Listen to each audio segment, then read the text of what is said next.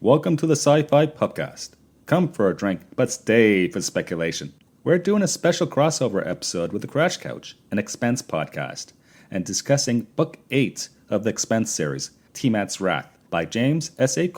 and published by Orbit. Be warned, we are belting out major spoilers, so if you haven't read the books, please do not listen to this show. So grab a pint of whatever the Laconians drink. This is the SciFi Pubcast.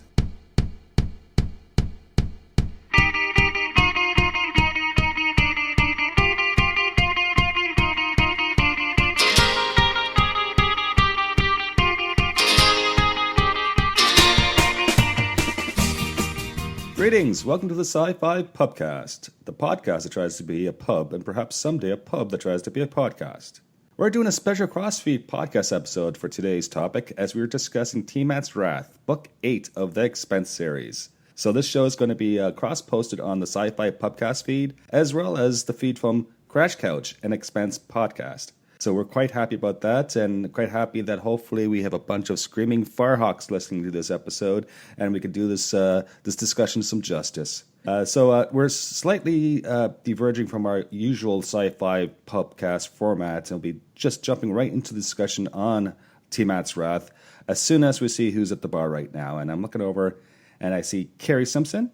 And I'm seeing Derek BB, two of my staff members of the Sci-Fi Pubcast. And my name is Joel Welch. I'm like the bar owner of this fine establishment. And before we go on, I should really have to say this, that we're going to be talking spoilers big time in a big way for Book 8 of the Expanse, Tiamat's Wrath. So if you haven't read the book, please don't listen to this show. Go read the book and then come back and listen to us. And if you're only watching the TV show, that's only covered the first 3 books. So our discussion of this book will spoil future seasons of the TV show. Yeah. So if you don't want to know what's going to happen in the TV show. Assuming we get 9 seasons of a TV show, which, it may or may not happen. Who knows? I mean, we can hope. But hey, if Jeff Bezos is footing the bill, we'll get them all. Yes. Yeah, but I also wonder what would at some point, like after, unless they shorten the timeline after season 6. Should we get that far, they're going to have to do some either serious recasting or use lots of makeup effects. I'm hoping they just say it's 5 years later instead of 10 years later, or was it more than that? It's 30 years later. 30. Oh Christ, that's right. Yeah. That's a long time. Yes. The crew of the Rusty is now like in their 70s. As of the beginning of this last trilogy. Oh, yeah, they can't do that on a TV show.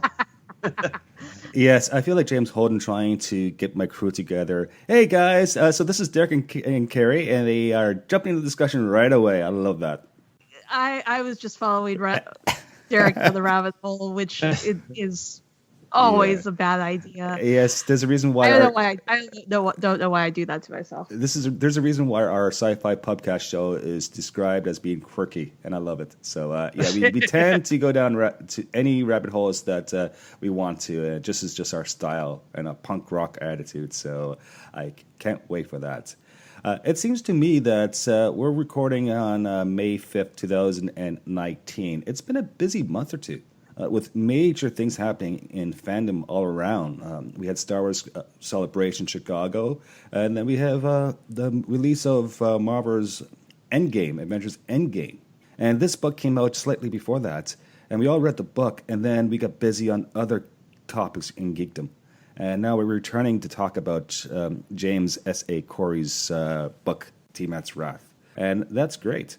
One thing I do want to mention at this point is that the Sci-Fi Pubcast has its own Discord server, which is basically a meeting point of various fans from all across podcasting and anywhere that want to be anyone who wants to be part of the community. So check out our social media for invites and join our larger community, which we're building slowly.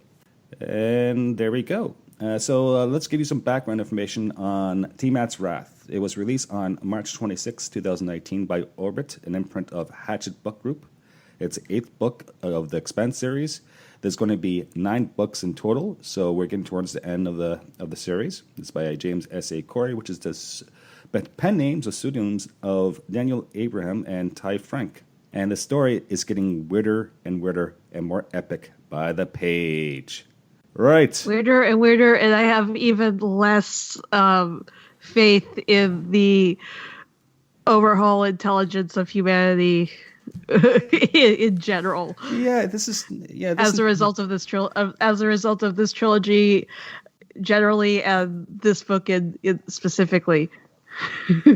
Wait, you mean you don't have faith in humanity? Okay. No, I didn't have faith in humanity's intelligence to begin with, but now it's like, wow, except for the crew of the Rossi, we're doomed. Oh yeah, it's just, we are so doomed because I mean, who thinks it's a good idea to go and provoke something we have no idea what the fuck is going on. I would actually argue that this book is the most hopeful out of all 8 thus far, because I love the series, but it is so bleak sometimes about how horrible humankind is. But I would say that this one actually had a minimum of barbarity and horror in it compared to all the other ones. I agree. It had a minimum of barbarity and horror, but an epic dose of, let's see if we could do this thing. Let's see if we can make this thing mad, and that never goes well. Yeah, the whole game theory bit. It's how we as a species try to rationalize something towards an entity that probably isn't using reason the same way we are.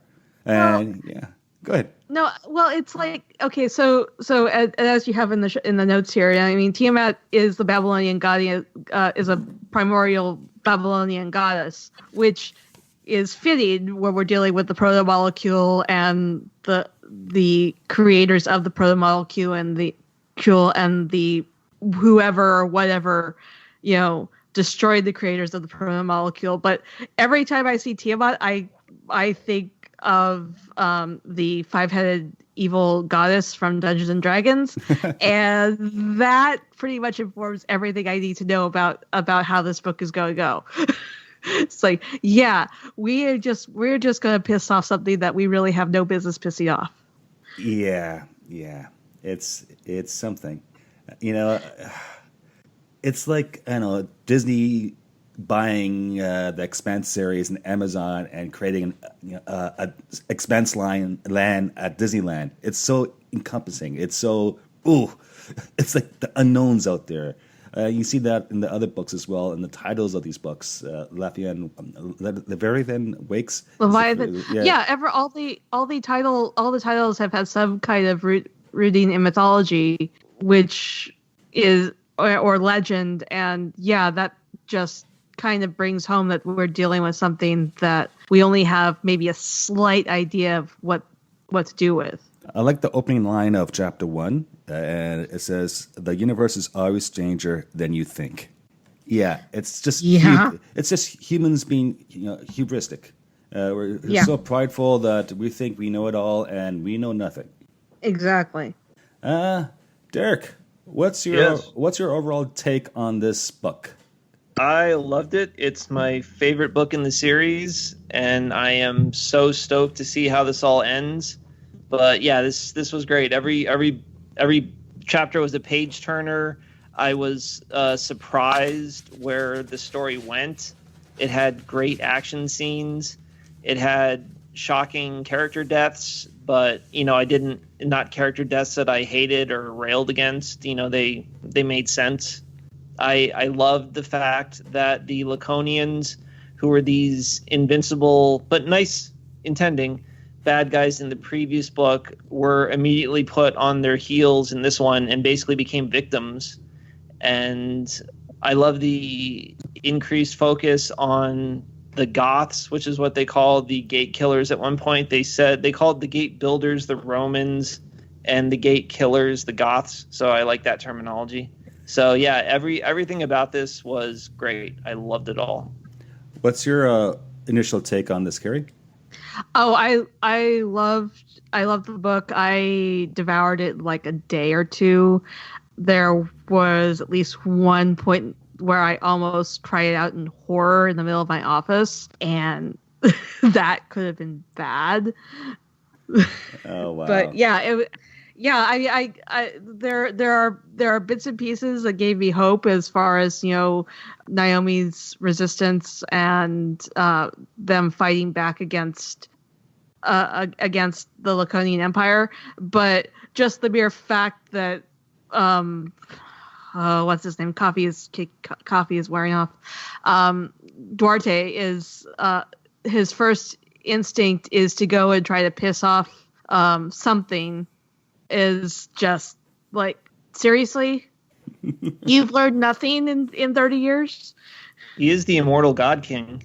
Yeah, we all know how well that works out. Yeah, he needs to get a life. Yeah. Immortal God Kings never do well. They're always brought down by their own, hubris. Yeah.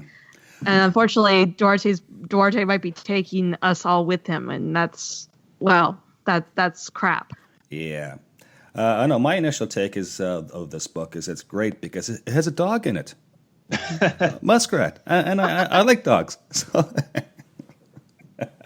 I like dogs too, and you can tell a lot about a person by how dogs react to people. So obviously the dog liked Holden. I think, although I think Holden was bribing the dog for a while, so that might be part of it. It happens. Okay, well, let's go over what happened in the book and then go from there, guys. What do you think? Sure. And so, let's see. So we're following off the Expanse fandom wiki page, which is a great asset, guys. Definitely check out their stuff. It's a great source to figure out what happened in the books if you're like us and you're not completely prepared to talk about something. Where the book begins is that we have the former crew of the Rosentante all over the place, right? Everyone's keeping low profiles because the Laconians are basically in charge, and it's a military dictatorship. And we have Bobby, Alex, and Naomi maintaining low profiles in the solar system, i.e., Earth and places around Earth. Actually, not Earth, because Earth got kind of demolished in the previous book. But that solar system.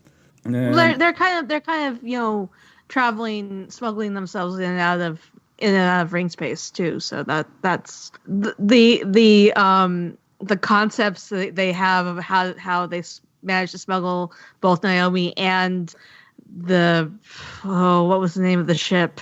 Oh, the Derek. Which ship? The warship. The Gathering Storm. Gathering Storm. Yeah. The concept of how they were able to smuggle both of those in and out of ring space without no one noticing, that was fascinating. Yeah. Yeah, they parked it inside a bigger ship, right? Didn't they? Yeah. They hide inside cargo containers so that the Laconians never see them. Interesting, right? And of course, we have Naomi, who's living a very, solitary life out of one of these containers. Smaller as well. cargo containers, yeah. Yeah. So there's a metaphor happening there, being trapped, being enclosed in the vastness of space, running away from people who are trying to kill you, your enemies. It made me think of Osama bin Laden and Saddam Hussein hiding in like their little spider holes. Yeah, true. I wasn't gonna go there, but yeah, that kind of works. Sure. Of course, then we have this lead scientist, and again, forgive my pronunciation of names. Help me out here, guys. Okoye? Yeah, Elvie. Okay, Elvie Okoye, right? And who I actually quite like. I like the scientific aspect of these books. I like the big ideas that are introduced.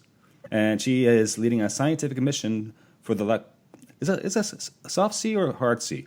Laconians. Okay, Laconians Empire, and aboard a ship called the Falcon. Which, not the Millennium Falcon for sure, but still a Falcon. No. No. That's what I always thought of. Right. I kept waiting for someone to say that they named it after that. I'm sure maybe the guys named the ship after that, but I seriously doubt the Emperor of Laconia would have thrown a Star Wars reference in just for shits and giggles. Yeah, exactly. Yeah, there you go. Well, I think it was specifically made for Elvie, so hopefully she named it. Yeah. Yeah, and she's probably a big Star Wars fan. She probably goes to the theme park still in the future. This happens when? This is like year 2400, something like that? 200, 300 years from now. Yeah, I can see Disney still being around. There you go. God's help us. Right. So the first system they checked out, and they tried to use their experiment because they had how would you describe it? Someone who's been affected with the proto-molecule on board, actually, right?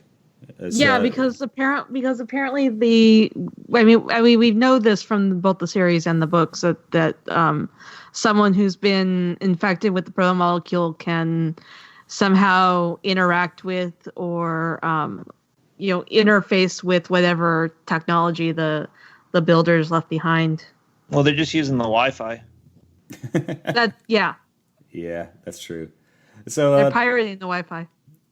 Fortunately, the proto-molecule builders didn't have a password on it, so. Yeah, you need the special modem though in your brain. Yeah, I'm not sure either of those concepts are a good idea, but without those, we wouldn't have a book series, I guess. Yeah. Oh.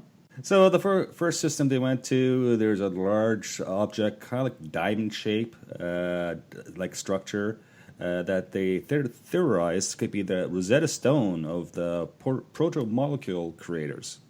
Uh-huh. That's kind of neat, isn't it? Yeah.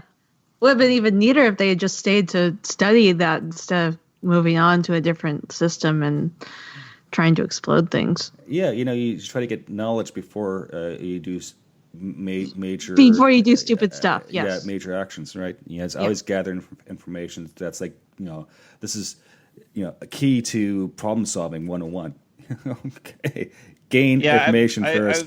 I always found the proto-molecule stuff to be the most interesting aspect of the series. So it was really fascinating that in this book they're directly going on these expeditions to try to find out more about them. Thought that was a really cool little subplot to be running against the main, fighting the Laconians story. Yeah. So of course the admiral had different ideas, and they went to someplace else. The admiral had orders, right. And Laconians, like Martians before them, are not really brought up to question or disobey orders. I mean, we've seen this with Bobby, like her struggle to about whether to obey her orders or to go against them, and ultimately it worked out for her. But nothing. She's a exception, I think, to the rule sometimes. Yeah, so they had orders, so they went to a different system with Tecoma, or Tecoma. Lots of different ways to say things. Prove me wrong. And which is a very sparse system. It was like nothing there. Nothing of importance, so to speak. No, nothing of importance, so we think. So, of course, the military had its own agenda and, decided to do something that, in our opinion, wasn't very wise. Derek, can you describe what happened? I'm trying to remember. Did they make the star blow up, or did they just transmit something and then the Goths caused it to blow up? And what happened is that they rigged a ship full of explosives, and they sent it into the gate. Right. Yeah, to make it teleport into the dead zone wherever the missing ships go, where presumably the Goths live. Yeah, so hey, let's figure out let's cause some pain to them to know that we can fight back. Because if we don't fight back, they are just going to kill us, probably. Or leave us alone. Well, now they're really going to kill us. So I mean, like I said, this was a very bad idea, and I really hope the other world that got lost on its at the expense of this was self-sustaining. Because we lost 2 rings instead, not just 1. Oh, yeah, which is weird, because what happened is that you have this pulsar that went out and did a bunch of bad stuff. It destroyed not only that gate, but also another gate, which is the opposite side of the slow zone. And also destroyed everything in the slow zone. Gate. So that was fun. It was so much fun. It was like... Oh, it just caused mass agony. Everything in the slow zone got killed or destroyed. That's including the Medina Station, the Eye of the Typhoon, which is another major fleet ship, And of course, even like Saba, the leader of the underground, who was on Medina Station. No more. The Falcon nearly got destroyed. It's only because they had a protocol where they had a last an emergency get out of dodge in a hurry preset on a verbal cue, which our character Oki, what's her name, managed to state and to engage. Wow, what a bad idea! That was a really shocking plot twist to me because Medina Station has been the central location of the series for 4 books now, and to just have it wiped out in a second, and it wasn't even on screen because we didn't have a POV character there at the time, to just find out after the fact that the central location of the entire series is just gone, not to mention one of the 3 all-powerful warships that Laconia is using. That was a complete game changer, and I did not see that coming at all. Yeah, I didn't see that coming at all, but I mean, Laconia basically did the equivalent of throwing a nuclear bomb into the Bermuda Triangle. And what did we expect was going to happen? They recognize that they can get hurt, and so stay away from the humans because the humans are bad people. No, they piss off whoever's controlling the Bermuda Triangle. In this case, the dead space, I guess, if you could call it. And now they're going to come and kill us. It was actually kind of fitting. I forget what episode of Babylon 5 it was, but it was Jakar talking about the where the first ones are located in Babylon 5 and talking about how the best thing we can do is either stay out from underfoot or get smashed. Yeah, like and we're like the equivalents of ants just provoking the people who are going to step on us now. Yeah, beware of the sleeping dragons, that's for sure. And it was just nuts. I like how the destruction happened, especially on the Falcon. So you have bits and pieces of matter just simply being void, disappearing. And that includes the ship itself, that includes body parts, that includes everything.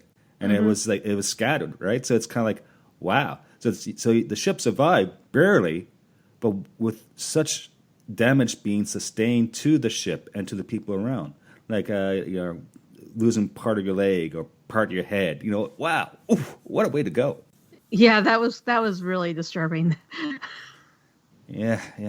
And it's almost, existentialist, of the fact that there's nothing and being in nothing. To quote Jean-Paul Sartre's book from the 40s and 50s. It's just insane. Well, I mean, and to make it even more disturbing, there's that whole thing about them losing time while it's happening. So it's like they have no control over what is going on because they have no idea that it's happening until 5 minutes later and it's already happened. Yeah. Oof. Yeah. And of course we move on in the plot, and this stuff is happening between different chapters. It's not all in the same part of the book. The book is spread out in terms of its plot developments. But we have a military plan going on with the resistance, trying to go and, first capture a political officer. That didn't work out very well. And that led to other things where they decided to try to take out one of the major ships from the Laconian Empire. The Eye of the Typhoon. Not the Eye. Eye of the Tiger, Will of the Thrite. No, okay. So the Eye of the Typhoon, it was one that was destroyed by the Goths. It's the one that's in the Sol system that they were going after. The Tempest. Yes. The Tempest, yes. There you go, right? No, this is what happens when you get into military engagements, because any plan is not going to survive the first contact with the enemy. And because that's not how the world works, at least not how we think it works. Nothing goes according to plan. Nope. But during this fight, the Tempest, they found out previously had some sort of sensor weakness to it from the previous battle. You guys know what I'm Yeah, talking about? they figured out that it had certain points of damage that didn't heal from the big battle to initially seize control of the Earth system. Right. To me, it's like the smog moment from The Hobbit. Yeah, that's Right. true. Yeah. There's Yeah. So they went after that. And, of course, Bobby's the one leading the mission. And Alex is the one, of course, driving the school bus, so to speak.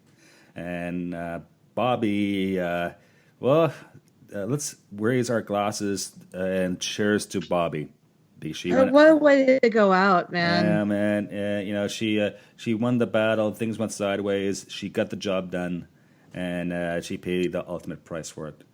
Well, I mean, if we've talked about how much mythology is kind of woven into this, I mean, like she went out like a Viking, man. Yeah. Avasarala and Bobby were basically my two favorite characters, so it did really suck that they both die in this book. And it was sad that Avasarala just dies of old age off screen, but Bobby did have the best possible death, single-handedly taking out one of the all-powerful, invincible enemy battleships. That was perfect. Yeah, and I was actually not surprised. I was actually not surprised Avasarala had passed off screen. It was kind of like how I think it's the first book in the War of the Souls Dragonlance trilogy opens right before Caramon's funeral. He's like, well, we knew he was going to die at some point, and here we go. Yeah, usually having a character die in bed, like from cancer, is probably not great drama. But it's more realistic. But yeah, not great drama. Yeah, but I mean, she was like she's like well over 100 at this point, I think. So, yeah. I mean, she was going to go eventually. The insult was Duarte burying her on Laconia, because apparently that's the heart of the Empire now, and not sending her back to Earth. That sucked. Yeah. It just goes to show you, if you drink tea, you live longer. So, I also really enjoyed the friendship between Alex and Bobby as well, because that was never ever romantic, right? They were always just like no, they were always best friends. Platonic. Yeah. I always thought that was a really good relationship. Interesting. So the ship of the Storm gets basically done up by antimatter bombs because of Bobby. Again, to Bobby. And then things got weird because of the whole other point over the gates, right? There's like time lapses, missing time. Things went things went sideways. Let's just say that. Yeah. I apologize for my language earlier. This show is being cross-posted. We usually can swear on our show, but we're trying to show some respect to how the Chris McGuffin runs his show. So we're trying not to swear. Sorry, Chris. I'm You're not leaving. He's not even listening to this because he hasn't read the book. Yeah. Sorry. Go ahead, Derek. I'm struggling to remember what caused the second Goth attack. Was there no cause of it? They just did it on their own? Yeah, and that's right. And that's why it's so disturbing, because it's like they're rolling out their tactical plans. No, I thought it was the death of the Tempest that did it, because there's something with how... Oh, because that little bullet that's sitting in the middle of the Tempest at all times now. Yeah. Oh, okay. So when Bobby blew up the Tempest, that was what the impetus was. Yeah. Okay. You're right. Oh, interesting. Which isn't to say that the Tempest didn't need to be taken out, because I mean, you're going to take now the Laconians are down to one super ship, not three, which is probably a good thing. And they need that to stay guarding Laconia, so they basically have lost all their projection power. They've become a single fixed point now. Exactly. No ability to enforce their rule. Yeah, it sucks to be them. And you have people taking advantage of it with low-tech solutions. You have Naomi setting up her means to communicate across the 1,400 systems, right? using the equivalent of a cherry can and a tin can and a wire, basically, right? Right. Which is neat. So they can actually move their assets and coordinate faster than the Laconians can. Yeah, they can mobilize faster once they get the signal that they need to mobilize, which was kind of cool. Very cool. And of course, there's things happening on Laconia that really hamstrings them, because a lot of this book is seen through the viewpoint of Teresa, the daughter of the High Council Duarte. How do I say his name? Duarte? Duarte. Duarte, yeah. And he's not the High Council; he's the Emperor. Emperor, right? Pretty much. Yeah, dictators. They love their titles. So, but Teresa is a interesting character. She's what, 12 years old, something like that. I want to say 14. She's 14 or 15, yeah. But she's very, very smart, and she has the benefit of only the best education a person can have when you're the daughter of the emperor. And but the cost of that is that her life is very restricted, and she's basically has to stay all her time in this palace. Do you feel sorry for her at all, guys? A little bit, because she is kind of kept under lock and key as much as she can be, and I mean, she does get to go. She does sneak out once in a while, but apparently that was not an unknown occurrence. At least her minders knew about it. Right, but her minders didn't know that she was visiting someone, and she found someone, and she's visiting someone down in the catacombs, basically, right? Yeah, or that the was caves, I should say. Yeah. That was not something I was expecting, but yeah. I was wondering where he was going to show up. Yes, and we were talking about a person called Timothy. Really, his name's Timothy, right? Like Tim. Yeah, right. Yep. Yeah, Amos. Yeah. And I just found it was neat how Amos and Teresa became friends before, we read about that in the books, and how these two opposite personalities and opposite age groups and opposite genders actually formed a really tight friendship.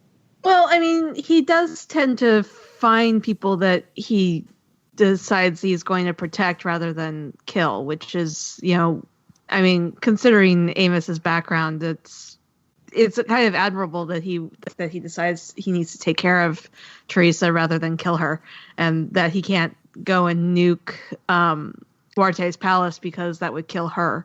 So that's really admirable. He's always very protective of children because of what was done to him as a child. So that's true as well. Anytime he sees a kid, he just kind of latches onto them as their guardian protector. He did it with Clarissa. He did it with others I can't remember. The little girl in book 2, May, right? Right, May. Yeah. Okay. I thought that Teresa had a very interesting ethical evolution through the course of the book. It was particularly interesting when the boy she has a crush on started, dating someone else, and they were all terrified of what her reaction would be, and she actually had to, process it herself. I could make these people's lives miserable, but she ultimately decides not to. So I thought she was a very interesting character. I like the fact that she, is kind of. She wasn't. I mean, she was. Obviously, she wasn't evil, but she was kind of learning on her own to be a good person, despite the education that she was receiving from her father and from her teachers. Yeah, and her minor. It was Colonel Alex. That's her minor. Yeah. I don't know. Yes. Yeah, he was a bit of a jerk. Teresa. And then it's look at her father, Durante, the Emperor, and of course, with one of the tests happening right across the galaxy, what happened to him? He kind of goes catatonic. Yeah, and that really sucks for everyone involved. When the boss is out of it, the emperor of your empire. Yeah, what do people do?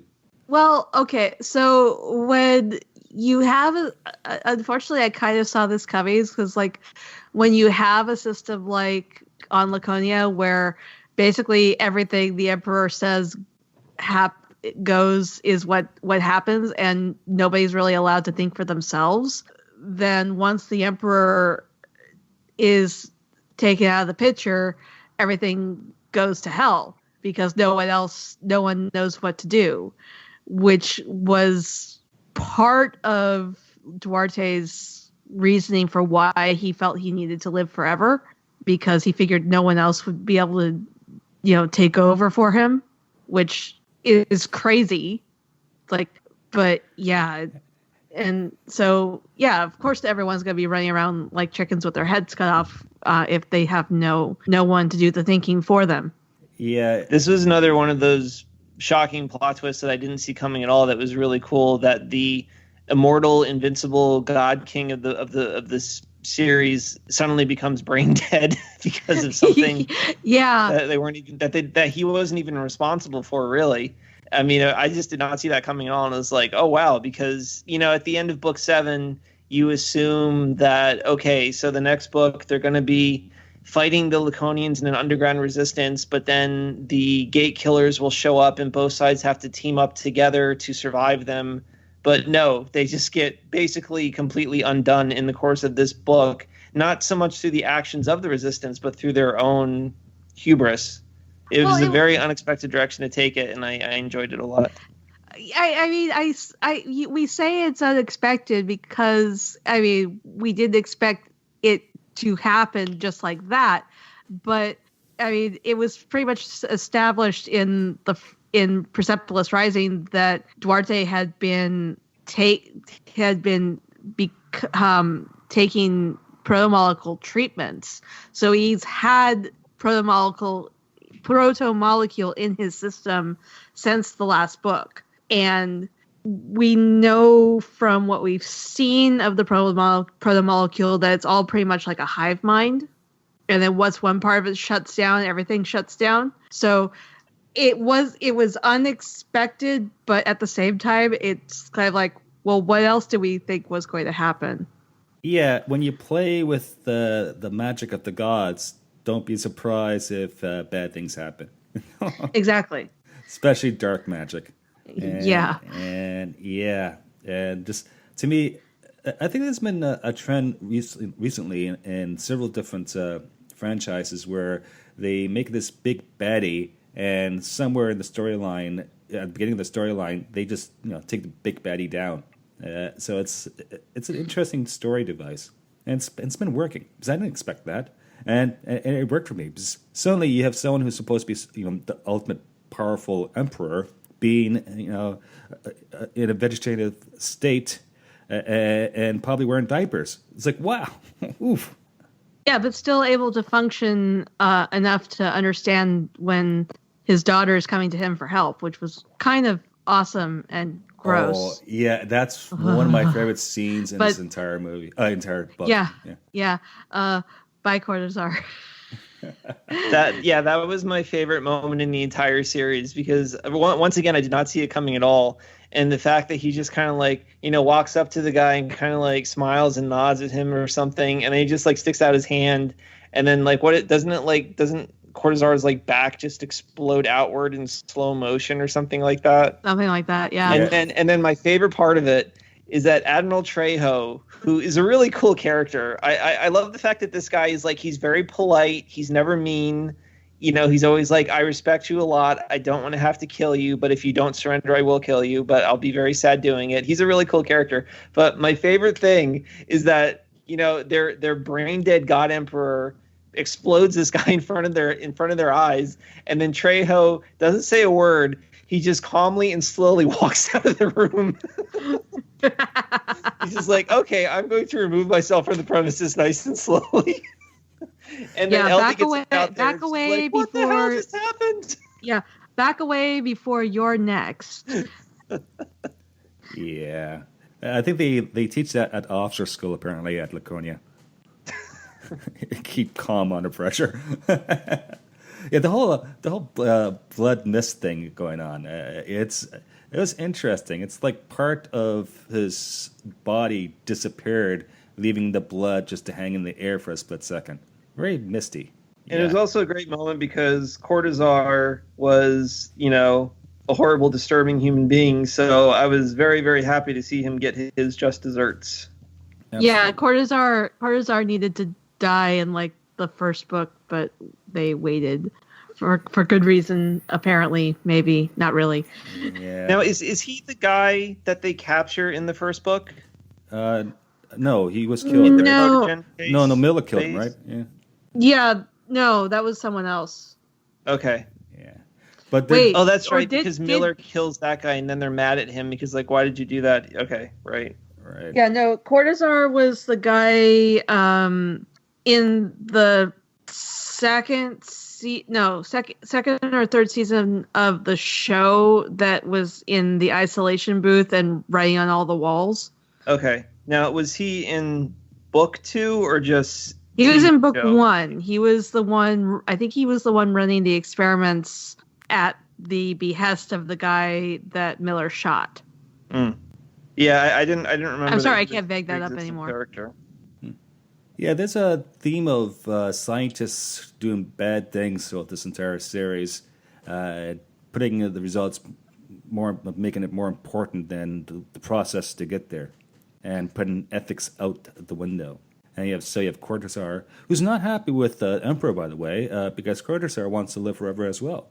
But the Emperor wants to make his daughter immortal, not him. Right, but of course we have our friend James Holden, who's been putting little tidbits in Cortazar's ear to manipulate him. Yep. Yeah, that was another great revelation. I love the fact that he was just like, mind frelling everybody while he's being a prisoner. That was great. Well, so and this was something I was listening to on a different podcast. Jim Holden is usually is a terrible liar. Unfortunately, he's not around anyone on Laconia who knows that he's a terrible liar. But suddenly he's thrown into the position of being the Avasarala of the story, where he's the one who has to manipulate everyone to get them where he wants them to be, so that things can turn out better. And it's kind of fascinating. Yeah, it just goes to show you, just because you think someone's a dancing bear, the person still could be dangerous. Yeah. Well, dancing bear still has claws. Right, and a mouth. Yep, full of teeth. And actually, I like the use of the dancing bear metaphor. Because who has dancing bears nowadays? It's been a while since I've actually run into a dancing bear device used in a piece of literature. Very cool. Yeah. They have him in Avatar: The Last Airbender. Oh, really? There you go. Carrie, you watched that, right? Oh, yeah. Okay. Bosco. Yeah. Yes. Right. So things went sideways on Laconia for a variety of different reasons.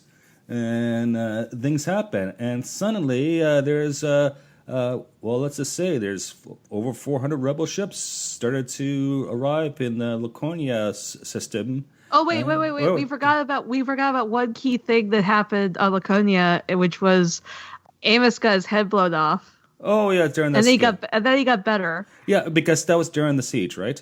So no, that was when Teresa's minder followed her and found Amos, and I almost screamed in the middle of my. That was like no, like I panicked. I was so distraught when they killed Amos. I was really happy when he got better. That was one of the few issues that I had with this book, because I realized that we're dealing with alien technology and everything, but it just really bothered me that he literally got his brains blown out and then he was perfectly fine later.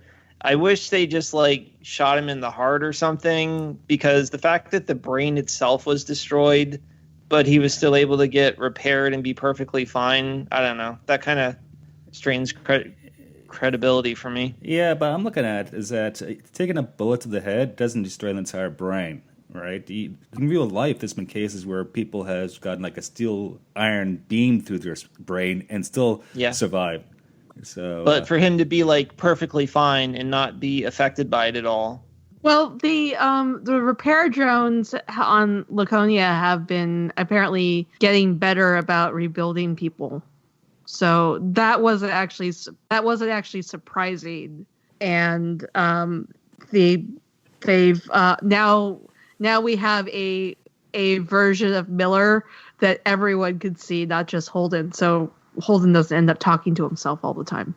Oh, and on that subject, the two little resurrected children that Cortazar held in a cage for years, that was so creepy and disturbing. I mean, that was just horrible. The fact that these two little dead kids just sit in this cage for 30 years, they never let them leave, and that was really bad. Yeah. Yeah, horrendous. But freedom is especially a theme in this series, right? You look at that with Teresa. Just she wanted her freedom more than she wanted wealth. You have a lot of cage metaphors going on. Really cool. Mm-hmm. Of course, people are upset at the Laconia Empire, and the rebels arrive for the siege of Laconia, right? So what they wanted to do is they wanted to destroy the shipyards to prevent the Laconians from building new proto-nautical-related ships. What did you guys think of this whole siege business? This also strained credibility for me because they basically went from having 2 ships in the Resistance to suddenly having 400. I don't understand how they got all these ships that quickly, particularly that they got 3 Doniger-class super battleships. Like, weren't the Laconians holding on to all these things? Because they didn't really, it's been a while since I read the book now, but I don't remember them explaining how they got all these ships. Like, was there this kind of like simultaneous uprising where everybody stormed these ships to take them from the Laconians? Because the Laconians have that invincible power armor and stuff. So I just didn't understand where all these ships came from. I think a lot of them... Oh, go ahead, Carrie. No, go ahead, Joel. I've been talking a lot. Yeah, I think a lot of these ships were mothballed and hidden. So it's like to use a historical analogy, it would be like occupy France with the underground, right? If you've been occupied by a military force, you're going to bury a lot of your guns, or you're going to hide a lot of your ships. But a Doniger is the historical equivalent of a U.S. aircraft carrier. It's a huge, massive weapon of mass destruction. Like how did those 3 manage to disappear? Well, I think they had been retrofitted at some point, but this also speaks to the hubris of the Laconians, that they are so hyped up on the quote unquote superiority of their new fleet that they completely disregard the idea that the older Martian ships might be of any threat to them. And space is a big place. Yeah, space is big, really big. Yeah, and it's space opera. Go with exactly. it. Okay. Yeah, that issue aside, I thought it was a really cool battle with lots of really interesting tactics. It was basically the stuff that I was expecting to happen in Book 9.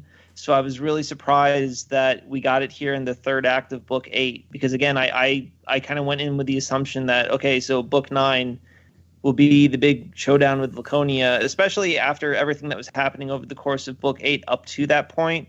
I felt that there was going to have to be a lot more setup for them to actually bring together a fleet to take them out, which is why I was surprised when, just like immediately went into that sequence like that. But it was a very cool way to end it. Yeah, and of course, during the battle, once the shipyards got bombed, the Rociante receives an evacuation requests using codes that was sourced to Amos. Yep. Ooh, and of course, so what happens? Of course, Alex flies in to rescue, Amos, and who do they discover? They discover, Amos, who's not himself because of his repair job. Then there's, of course, Holden, which is a huge thing. And there was a nice little get back together with Holden and Naomi, right? So I think Naomi was on the ship. Which was touching. And then you have this teenage girl and her dog, Muskrat. Yep. I love the dog, and... so that everyone jumped into the ship. Then they were leaving. Of course, our new person, Teresa, did a solid, right? She got she talked her way past the main ship, who's blocking things. Yep, she talked them all. She talked the Laconians into standing down and letting her go, which was awesome. So good on her. kind of nice that the interim ruler of Laconia is now with the Resistance. Yeah. Unless Duarte wakes up. Yeah, and who knows what's going to happen in Book 9. Book 9 is going to be amazing. Yeah. The last book of the series. I'm very nervous. Yeah. I also really like the tactics that they used in attacking Laconia, where they basically staged this. I think it lasted for months. This long, game of hide and seek, just basically trying to lure away the final remaining Magnetar ship, so that they could make their run on the shipyards in orbit of Laconia. Yeah, they that had was some cool. really clever tactics in there. Absolutely. And of course, the Laconian ship that Teresa talked her way through is called the Whirlwind. And they, of course, eventually decided to send missiles against the Vaciante. And, of course, it was out of range, basically, and the missiles were destroyed. So, and, of course, we have some big changes at the end of the book itself, because who's in charge? Well, we have Admiral... Trejo. Trejo, yeah, in charge of Laconia. And we have this...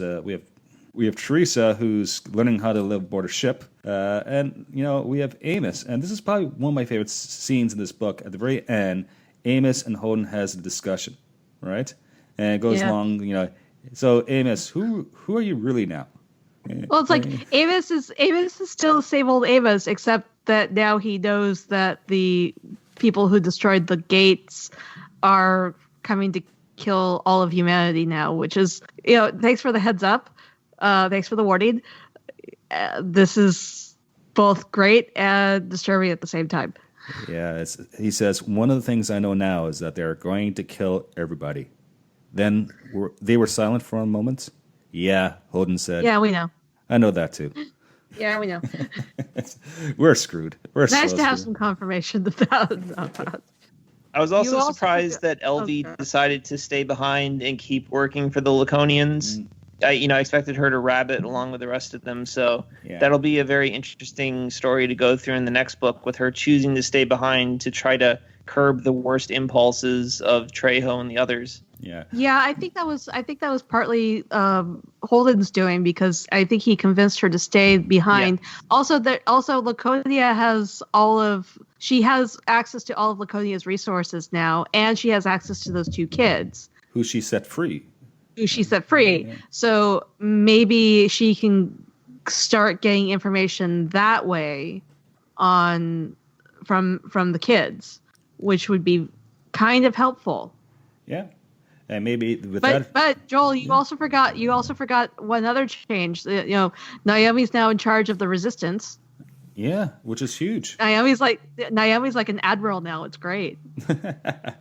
Yeah, there's a lot of good things going on, right? So we have people who, you look at book 1, are low-level belters doing their shtick, and now they're in the highest positions of their organizations. It's insane. Yeah. There's so much good stuff going on in the face of imminent disaster. Yeah. And how are our heroes going to get out of this? How is humanity going to survive this? It has something to do with this Rosetta Stone diamond structure. Yeah. Yeah, and that's how the book kind of wraps things up. And the what ifs. We just have to wait another year for the book 9 to come out. Yeah, if only LV had been allowed to stay and study that diamond instead of going off and exploding things. It's almost like there's a lesson to be learned there. Yeah, don't rush, do the work, don't do stupid stuff. Right. Don't provoke the giants. Yeah, don't wake up the sleeping dragon. Yes. Yeah. Okay, guys, we're pushing an hour, so let's wrap things up. Any last thoughts about Tiamat's Wrath, Book 8 of the Expanse series? I'm very curious to see what Book 9 is going to be like, because if the Goths truly are this kind of non-corporeal gestalt entity like they seem to suggest in this book, that's not going to make for an incredibly interesting adversary to have to fight if it's not something you can ever have a conversation with. So I am very curious to see how they're going to be portrayed and how you're going to fight something like that and still make it be an interesting story. And I'm also really interested in seeing the continued evolution of Teresa living on the Rossi and about the effect that they're going to have on her and how she's going to change and what will happen with Laconian in the future. I'm hoping that, they teach Teresa to be a good person and she goes back to Laconia and takes over and leads it as a, benevolent ruler and doesn't try to enslave other worlds anymore. And I'm also very interested in seeing Elvie being in charge of the science division on Laconia and trying to figure out that Rosetta Stone, which I'm guessing is going to be, I forget if they said this in the book or not, or if she just guessed, but that it would be a repository of all the knowledge of the Romans. And once they are able to read it, hopefully they'll be able to learn all of the backstory about this great and terrible ancient war and learn the secrets to defeating the Goths. Cool. Carrie, your last thoughts? At the risk of the world ending, I kind of agree with Derek. I'm very, very nervous about what's going to, I was nervous about Tiamat's Wrath as much as I love it. I just knowing where, seeing how what's the word, arrogantly stupid people can be, and how think that certain things that probably aren't the best idea could be good. It makes me nervous where we're gonna end up in book 9. Yeah, I can't wait for book 9. I want to know about the Goths. I want to know the backstory there. I want to be able to read Latin, so to speak, and figure how the Romans work as well. And yeah, I like the big picture stuff because there's no place to hide. They're gonna kill everybody. Yeah. Yeah, that's what I'm looking forward to. This is the Shadow and Vorlon war on a ginormous scale.